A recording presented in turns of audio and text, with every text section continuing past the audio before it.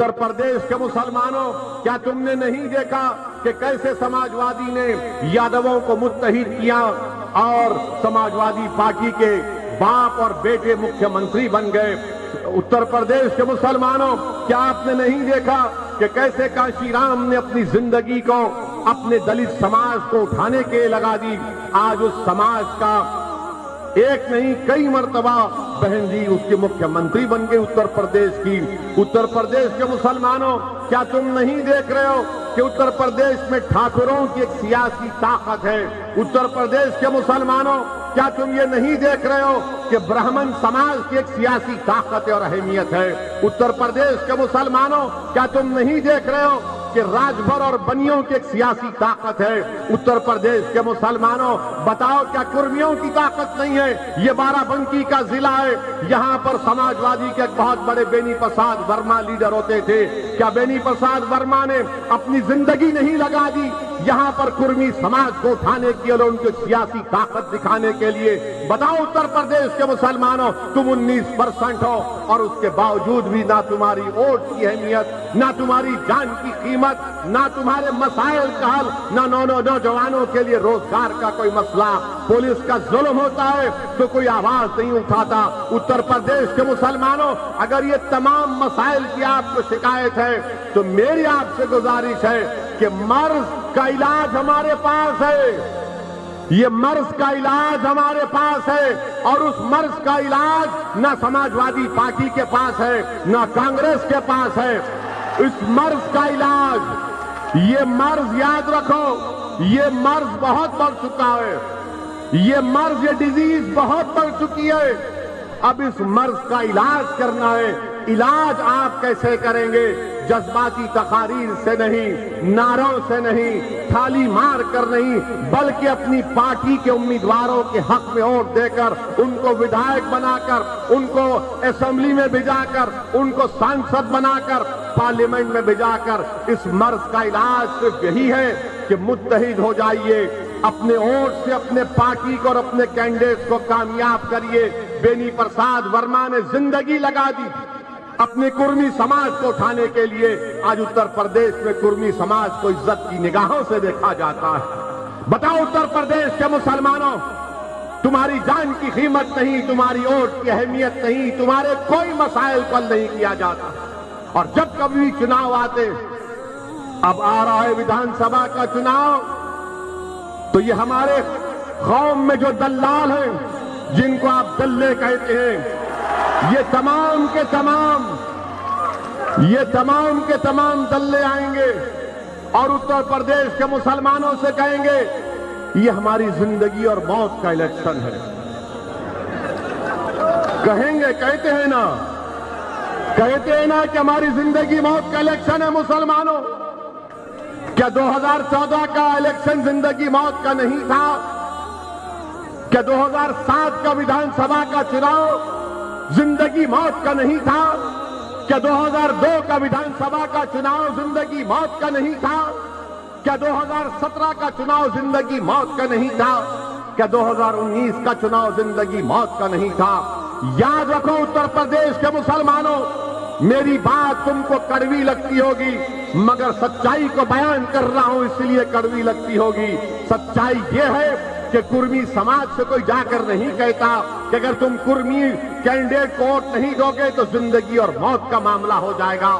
कोई यादवों को जाकर नहीं कहता कि अगर तुम यादव को वोट नहीं दोगे तो जिंदगी और मौत की बात हो जाएगी। कोई ब्राह्मण समाज के लोगों को जाकर नहीं कहता कि वोट नहीं दोगे तो जिंदगी और मौत की बात हो जाएगी। कोई ठाकुरों से जाकर नहीं कहता कि अगर ठाकुर को वोट नहीं दोगे तो जिंदगी और मौत की बात हो जाएगी। कोई राजभरों से जाकर नहीं कहता। आखिर उत्तर प्रदेश में 19% मुसलमानों को क्यों डराया जाता है मौत से? क्यों डराया जाता है कि चुनाव आ गए, जिंदगी और मौत का बात हो गई? असदुद्दीन अवैसी आता उत्तर प्रदेश को, मैं यहां पर अपनी मकबूलियत के लिए नहीं आया हूं, मैं यहां पर अपनी अना की तस्कीन के लिए नहीं आया हूं, मैं यहां पर अगर आया हूं तो इन जालिमों के जुल्म को देख कर आया, वरना मैं नहीं आता हैदराबाद से, मैं नहीं आता हैदराबाद से। और आपसे वादा कर रहा हूं कि अल्लाह सुब्हाना व तआला जब तक मुझे जिंदा रखेगा मैं उत्तर प्रदेश में आता रहूंगा, चुनाव लड़ता रहूंगा और आपकी आवाज को, आपके मसाइल को उठाता रहूंगा। अब चुनाव आ रहे तो ये दल्ले पुकार रहे जो कभी दिल्ली में तो कभी लखनऊ में तो कभी पूर्वांचल में तो कभी वेस्टर्न यूपी में बैठकर आकर कहते हैं कानों में जिस तरह शैतान कहता है, खुसखुस जैसे शैतान करता है। कहेंगे नौजवानों से कि तुम नौजवान हो, जिंदगी मौत का फैसला है। बुजुर्गों से कहेंगे जिंदगी मौत की बात है। अरे आखिर कब तक तुम हमको इसी तरह डराते डराते हमारी जिंदगी को बर्बाद कर दिए। हमारे वोट तो हासिल कर लिए, ना हमको तुम चैन से जीने दे रहे, ना हमारी मौत में भी इज्जत है।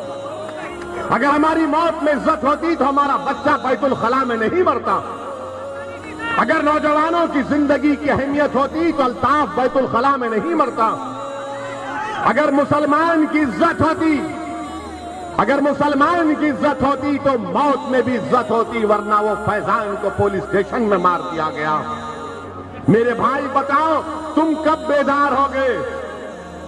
बेदार आपको होना है। दुनिया बेदार हो चुकी है। उत्तर प्रदेश का हर समाज 25-30 साल पहले बेदार हो चुका है और आप और हम सो रहे हैं। उठो, जागो, जागो। अगर तुम आज नहीं जागोगे तो कब जागोगे? जब शोरे क़यामत होगा। तुम जब जागोगे जब शोरे क़यामत होगा। आज जागो, कल का मुस्तकबिल तुम्हारा होगा। याद रखो इंशाअल्लाह ताला। आपको सिर्फ हिम्मत करना है, अपने फैसलों पर भरोसा रखना है और डरने और घबराने की जरूरत नहीं है आपको। जीना और मरना तो अल्लाह के हाथ में है। अगर जब मैं इस दुनिया में पैदा हुआ तो जिस दिन मैं पैदा हुआ मेरे कान में अज़ान दी जाती है। देते नहीं देते कान में अज़ान? उसका मतलब क्या है? उसका मतलब क्या है बताओ? जब मुसलमान पैदा होता है, चाहे बेटा या बेटी, तो पहले बुलाया जाता है किसी एक बुजुर्ग को, खानदान के या नेक आदमी को कहा जाता है कि दोनों कान में अज़ान दो। उसका मतलब यह है कि अब तुम्हारी कान में अज़ान दे दी गई, अब कभी भी तुम्हारी मौत हो सकती है और जब तुम्हारी मौत होगी तो कान में नहीं, जनाजा खड़े रहेगा और तुम्हारी नमाज जनाजा पढ़ी जाएगी। तो अपनी जिंदगी तो अल्लाह के हाथ में। मौत तो बरक है, मौत तो बरक है, कोई नहीं बचेगा। असदुद्दीन ओवैसी भी जाएंगे दुनिया से, योगी भी जाएंगे, मोदी भी जाएंगे, अखिलेश भी जाएंगे, सब जाएंगे, सब जाएंगे इस दुनिया से, कोई नहीं बचेगा, सब जाएंगे। मगर जिंदगी का म्यार, जिंदगी तुमने कैसे गुजारी वो देखो। मैं आपसे सिर्फ यही दर्दमंदाना गुजारिश करने आया हूं कि डर डर कर वोट मत दो इन लोगों को, डर डर कर वोट मत दो। ये कुछ नहीं किए, वोट तो ले लिए। बताओ वोट तो ले लिए, हासिल क्या किया? मेरे अजीज दोस्तों और बुजुर्गों, मेरी इज्जतदार मां और बहनों, यहां की विधानसभा में 5 साल पहले समाजवादी पार्टी से जो उम्मीदवार थे गोप साहब, क्या आपने यहां पर जो बीजेपी का विधायक है उसको वोट दिया, समाजवादी के कैंडिडेट को वोट दिया? बताओ, शर्माओ में समाजवादी को दिया ना आपने, दिया ना आपने। तब भी वो 22,000 से कैसे हार गए? कैसे हारे 22,000 से वोट? कैसे हारे 22,000 से वो? और आपको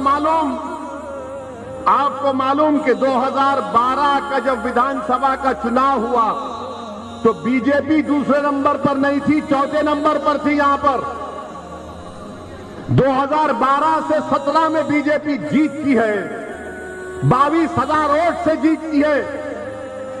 आप तमाम मुसलमानों ने वोट दिया मगर बीजेपी को नहीं दिया, आपने किसी और को दिया। इस बुनियाद पर दिया कि जिंदगी मौत की बात है, जिंदगी मौत की बात है, आपने दे दिया, झोली भर भर कर दी। उसके बावजूद भी यहां से वो हार गए। क्यों हारे? इसलिए हारे कि समाजवादी पार्टी को दूसरों का वोट नहीं मिला। ये हकीकत है, इससे कोई इनकार नहीं किया जा सकता। लोकसभा का चुनाव हुआ 2019 का, यहां से बीजेपी के एमपी उम्मीदवार जीत गए, 1 लाख वोट से जीते। अब बताओ क्या आपने वोट नहीं दिया था? यहां से सपा और बीएसपी का अलायंस था 2019 में, 17 में अखिलेश और राहुल का अलायंस था, 19 में अखिलेश और बहन जी का था, 5 साल पहले विधानसभा में अखिलेश और राहुल का था। जब अखिलेश और राहुल मिले तो 22,000 वोट से हार गए। जब अखिलेश और बहन जी मिले तो यहां से बीजेपी का कैंडिडेट 1 लाख वोट से लोकसभा की सीट पर जीत गया। किसके वोट नहीं मिल रहे इन लोगों को? और आपको क्या है, हम मुसलमान हैं, हमको डालना है। आपके लिए तो ऐसा लग जाता है कि नमाज फर्ज है तो बोलते हैं वोट भी इनको डालना फर्ज है। सेकुलर पार्टियों, नमाज फर्ज है, इनको वोट डालना फर्ज नहीं है।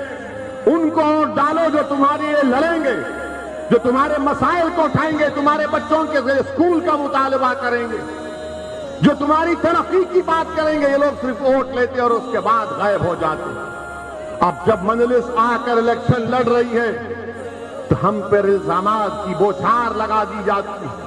हम पर क्या क्या इल्जाम नहीं लगाते, मगर हमको उसकी फिक्र नहीं है। मैं आपसे सिर्फ यही गुजारिश करने आया हूं कि मुत्तहिद रहिए और अपने वोट का इस्तेमाल करिए। मेरे अजीज दोस्तों और बुजुर्गों, हमारा उत्तर प्रदेश में पहला काम और मिशन यह है कि बीजेपी की सरकार दोबारा उत्तर प्रदेश में ना बने और बाबा मुख्यमंत्री ना बने, बल्कि बाबा गोरखपुर में जाकर मठ में बैठ जाए। ये हमारी पहली कोशिश है। और दूसरी हमारी कोशिश ये है कि जहां मजलिस का उम्मीदवार होगा वहां पर उसको कामयाब करने के लिए हम पूरी कोशिश करेंगे। आपका साथ, आपकी दुआओं की जरूरत है। अगर आपका साथ होगा, आपकी दुआएं रहेंगी तो इंशाअल्लाह ताला मजलिस इत्तेहादुल मुस्लिमीन के उम्मीदवार की कामयाबी होगी। हम चाहते हैं कि बाबा दोबारा मुख्यमंत्री ना बने और इंशाअल्लाह ताला हम पूरी कोशिश करेंगे। मगर मेरे अजीज दोस्तों और बुजुर्गों, अभी 2 दिन पहले बीजेपी ने किसानों के कानून को वापस ले लिया किसानों के कानून को। और फिर देश के सामने आकर देश के प्रधानमंत्री, वजीर आजम, प्राइम मिनिस्टर ने कह दिया, क्या कहा कि हमारी तपस्या में कुछ कमी थी होगी। सुना था ना आपने? क्या कहा देश के प्रधानमंत्री? हमारी तपस्या में कोई कमी थी होगी। हाय मोदी जी, क्या एक्टिंग करते हैं आप। हाय हाय, गनीमत है फिल्म इंडस्ट्री में नहीं गए, वरना पूरे बेस्ट एक्टर के अवार्ड वही जीत जाते। पॉलिटिक्स में आ गए बेचारे, एक्टर बच गए। तपस्या में कमी थी। 750 किसान मर गए, अपनी जान दे दिए। तपस्या तो वो कर रहे थे 1 साल से जो अपना मैदान नहीं छोड़े, अपनी जमीन को नहीं छोड़े, एहतजाज कर रहे थे। मोदी जी, आपको हमेशा अपने आप को हीरो बनाने का बड़ा शौक है। माने हर चीज अपने पे ले लेते हैं। मैंने तपस्या में कमी थी हमारी। कौन सी तपस्या आपकी? आप तो 300 एमपी के ऊपर गलत काला कानून बना दिए। जब किसानों ने कबूल नहीं किया, आपने उन किसानों पर क्या क्या इल्जाम नहीं लगाया? खालिस्तानी है, ISI के हैं, पैसा आता है, बकवास, सब अनाप शनाप। और उसके बाद देख लिया कि मेरी इमेज में कमी आ रही है, मेरे खिलाफ ये मोदी ने महसूस कर लिया कि मुझे किसानों का दुश्मन करार दे रहे हैं। तो मोदी ने 24 की तैयारी के लिए कानून को वापस ले लिया। 2024 के चुनाव के लिए आज मोदी ने उस कानून को वापस ले लिया। और ये इनकी तैयारी है। और बोल रहे कि मेरी तपस्या में कमी। क्या तपस्या किया? 700 किसान मर गए। और फिर कोई बीजेपी का कोई मंत्री कहता है कि कानून है जुड़ते हैं, बनते हैं, फिर बनाएंगे। किसानों के साथ हम पूरे रोड पर निकल कर आकर ठहरेंगे इंशाअल्लाह ताला। मेरे अजीज दोस्तों और बुजुर्गों, ये बीजेपी के कारनामे, बेरोजगारी भारत के नौजवानों का मुकद्दर बन गया। 6% अनएम्प्लॉयमेंट है। उत्तर प्रदेश की विधानसभा में मंत्री खड़े होकर कहता है कि उत्तर प्रदेश की बेरोजगारी के अनएम्प्लॉयमेंट रजिस्टर में 36 लाख नौजवानों के नाम लिखे हैं। 36 लाख जिनको रोजगार चाहिए। आपने लॉकडाउन किया, बर्बाद कर दिया। जीएसटी किया, बर्बाद कर दिया। नोटबंदी की, गरीब बर्बाद हुआ, दौलतमंद को कुछ नहीं हुआ। अब एक और खुशखबरी, देश के प्रधानमंत्री देश से कह रहे हैं कि अगर कपड़ा खरीदोगे, जूता पहनोगे तो महंगाई कर दी। उसमें भी जीएसटी बढ़ा दिया। जूता और कपड़े पर जीएसटी बढ़ा दिए। अरे कितना खून चूसोगे आप। पेट्रोल डीजल आसमानों को छू रहा है इनके। अब कपड़े और जूते पर भी जीएसटी बढ़ा दिया गया। मगर बीजेपी का वोटर क्या करेगा? आप वो बीजेपी का वोटर अब क्या करेगा, ये देखना पड़ेगा। मगर मैं आपसे अपील कर रहा हूं कि आप अपनी सफों में इत्तेहाद को पैदा करिए। हम पर इल्जाम लगा, इसी बाराबंकी में आज से 1 महीना पहले हमारा जलसा हुआ, जिसमें हमने बाराबंकी में जहां पर मस्जिद थी जिसको शहीद कर दिया गया था, हमने उसके बारे में बात की तो योगी सरकार ने हम पर मुकदमा लगा दिया। हम बोले लेकर जाओ, हम ससुराल को जाने तैयार हैं।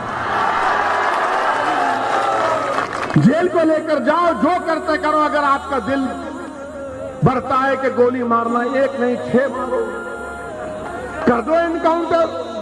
क्योंकि हमारी मौत का फैसला अल्लाह कर चुका है, तुम नहीं करे। तुम नहीं कर सकते हमारी मौत का, जिंदगी का फैसला। और हम क्या कहे थे कि मस्जिद के बारे में हमने कहा था कि बाराबंकी की वहां पर मस्जिद को गरीब नवाज मस्जिद, हाँ, रामसराय घाट में 17/5/2021 को उस मस्जिद को शहीद कर दिया गया। तो योगी सरकार ने हम पर केस बुक कर दिया, नॉन अवेलेबल सेक्शन लगा दिया। मुबारक हो आपको, आपने केस बुक कर दिया हम पे। हम तो इंतजार में थे कि आप हमको ले जाकर अपना मेहमान बना लेते, अपने दामाद को, मगर आपने नहीं किया। और हम पर इल्जाम लगाया कि ओवैसी ने झूठ कहा। अच्छा, हमने झूठ कहा ना, अब आप तुमको अंग्रेजी में बोल रहे हैं, कोर्ट के डॉक्यूमेंट से पढ़कर सुना रहे हैं। बाबा सुन लो जरा, हाई कोर्ट का ऑब्जर्वेशन क्या था? हाई कोर्ट ने कहा, from the averments made in the contempt petition as also the submission advanced prima facie it appears that the demolition of the mosque in question on 17/5/2021 by the respondent number 2 station house officer Ram Snehi Ghat Tehsil and district Barabanki as stated is in violation of direction number 4 and 5 of the order dated 22/4/2021।